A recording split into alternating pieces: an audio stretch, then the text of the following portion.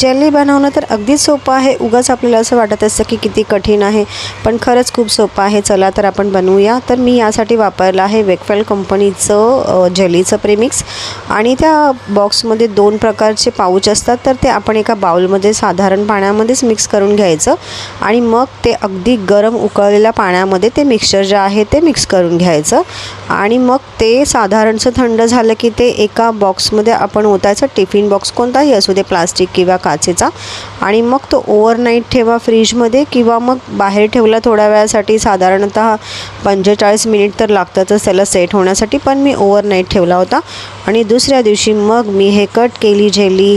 तुमच्या आवडीप्रमाणे तुम्ही छोटे मोठे कसेही कट करू शकता. आणि वाव, बघा किती सुंदर, अगदी डायमंडसारखी चमकत आहे. आणि फर्स्ट टाईमच माझी जेली एवढी परफेक्ट झाली आहे आणि खरंच खूप टेस्टी होती. तुम्ही पण जरूर ट्राय करा. Thanks for watching. Bye bye.